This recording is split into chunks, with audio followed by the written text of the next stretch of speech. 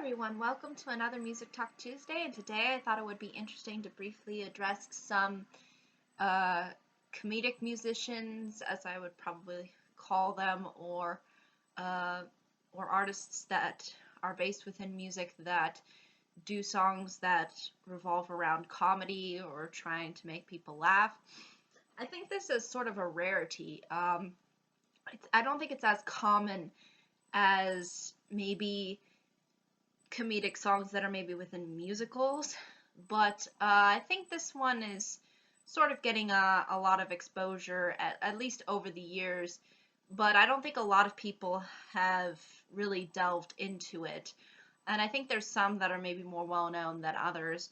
Um, but I'm going to briefly discuss the ones that I'm familiar with and the ones that I in particular enjoy. Um, the first group of musicians that I'd like to mention is the Lonely Islands. Uh, they consist of Andy Samberg and other SNL cast members. Sometimes they have guest stars like Justin Timberlake, T-Pain, or Michael Bolton, just to name a few. But basically, most of their songs are within the rap genre. But even though I don't particularly care for rap as a genre, I still find them to be very enjoyable because I really like the comedic spin that they put on the genre. Because a lot of the times it makes it sound completely outrageous and ridiculous and over the top. And I think there's a lot of over the topness to rap as a genre. And when you see it done to its full comedic effect, I think that is a very interesting way of approaching it, and I find it to be so funny whenever they try to put this this piece together that sort of revolves around creating rhyme, but at the same time trying to get the audience invested and thinking that it's cool, but at the same time it still comes off as goofy because of the lyrics and sort of the context that usually happens within the music videos, because if you watch their music videos, you kind of understand a little bit more of the funny nature that they try to bring to the table. So it's not only musical, but it's also, I guess you could say, theatrical in the sense that they try to sort of put on a performance on top of making the music. So I think that really does them a service, and I think it just works unbelievably well. And I always laugh to a lot of their songs. I think there are songs that are a little bit more funnier and are a little bit more memorable than other songs, but I still think that they really do hold up, and they have held up, I think, a significant uh, amount throughout the years, and I still think that they still have some influence, at least now. I don't think it was maybe as high as it was um, maybe more in the earlier 2000s, I'd say, but I think they're still going strong and still trying to make funny videos and at the same time make sort of funny lyrics and music to sort of go along with that. And I think it ultimately works to their advantage. And I think it gives the rap genre an interesting kind of spin, and I find that spin to be actually really cool, and I enjoy it for that. Um, but I think that's all I think I can say about the Lonely Islands. The next artist that I wanted to briefly mention is Weird Al. Um, the interesting thing about Weird Al is that he has this way of doing parody that I think is actually really unique and uh, really at least stands out. And I think that's the fact that not only does he put his own spin on songs that have already been released, but he does it in a way that's so unique um, that I think it just comes off as very funny and very interesting. From his parody of the when Star Wars came out, the prequels, when he did his whole American Pie parody, when he did the parody of Nirvana when they were popular, when he um, did uh, another rap song in particular that um, focused in on sort of one culture, and he tries to put a spin by uh, indicating sort of his own culture. It's just ingenious. I think it's a great approach, and I don't think he's trying to insult any of the songs that he was parodying. I think he was more sort of paying tribute and doing it in a funny way, trying to put a spin on it. Sort of similar to how Lonely Islands tries to put a spin on rap and tries to not take the genre so seriously. And I think Weird Al does a similar thing, in particular with rap, because I think, again, rap has a lot of outrageousness, I think, to it, and I think this leads to a lot of great comedic effect. For example, when he does Amish Paradise, I think that just nails it. He just knows how to bring in these outlandish concepts and use the song as a way to present comedy, and I think that really works. Um, is it not really his original work, unlike Lonely Islands? Yes, but I think he still tries to pay sort of a homage to these songs, and I think he's trying to really reflect onto sort of um, what's sort of popular now, and again, like what he did when the Star Wars prequel came out. I think he is trying to appeal um, to that goofiness, to that eccentric nature that I think he has, and I think that's sort of showcased in his work. If you look at all of his songs, and again, I find some songs like with the Lonely Islands band, I find some songs a little bit more funnier than others, but I still think he has an interesting way of approaching it, and I like how he tries to poke it into all genres. Even though I would say more focused within rap, there are some that, again, like the parody of American Pie, I think he sort of drifts into other genres, again, with Nirvana to, you know, with grunge. So I think he tries to delve into whatever he can and at the same time try to make something funny out of it. And I think it really works for him. And obviously, I think everybody has the ones that they like more than others, and that's sort of at least my understanding, at least with the ones that I've been mentioning so far. But I think he just has a interesting way of approaching it that, again, is delved with more within parody and sort of satire, as opposed to Lonely Islands, where they just kind of make up their own songs and make a really goofy or funny concept around it. But that's all I think I can really say about Weird Al. Now, the third one, I don't want to upset the people that don't like Adam Sandler, but I'm going to mention Adam Sandler here as a musician. I think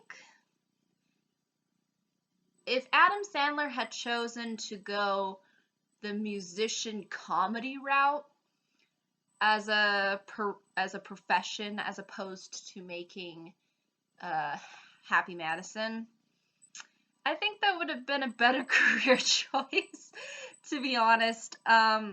Because I think his songs are actually rather funny and amusing, and not as uh, not as they're they're just not. I mean, they do sometimes go into Sandlerism, I guess you could say, especially when it's him singing. But at the same time, I still feel like there is this creativity that came out of the songs that he tried to do. Um, for example, the Hanukkah song. I think that's a really funny song. and he's sort of, you can see him trying to sort of laugh at himself when he's doing it on stage. And the Thanksgiving song I find to be really enjoyable to listen to on Thanksgiving. And I think partially has to do that not only with his lyrics, but also not just his voice, but the way he sounds, I think, gives off a very funny comedic effect. With the Lonely Islands and Weird Al, you don't really get the sense of their voice all that much. I don't think they really stand out when it comes to their vocals. I think they more stand out for their presentations, as well as partially sometimes the instrumentals too, into what they are either parodying or trying to create out of their own creativity. But with Adam Sandler, his voice, I think it does have comedic effect. And the reason why I say that is I think it doesn't sound annoying, really. Usually when he's trying to do something very over the top when he's acting, it doesn't come off as very funny, at least to me. But when he sings, I find it to be kind of hilarious. He just has this very kind of sort of innocent yet goofy approach that I think works to the song's advantage. I think it gives off a very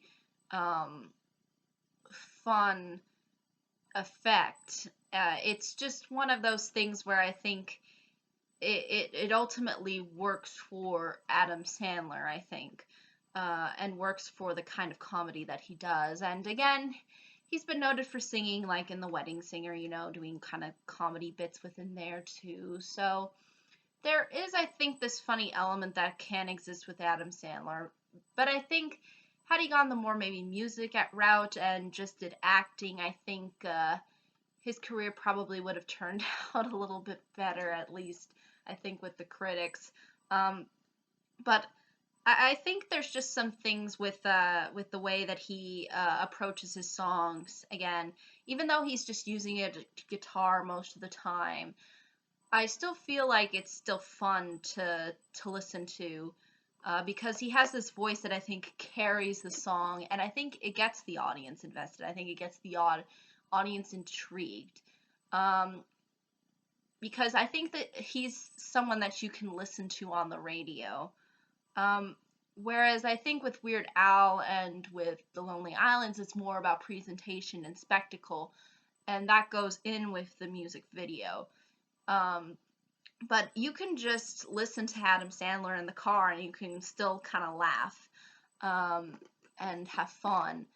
And I'm not saying that you can't do that with The Lonely Islands or Weird Al. I just think that there's a lot more to their work visually that I think it gives off a much funnier effect if you watch their music videos.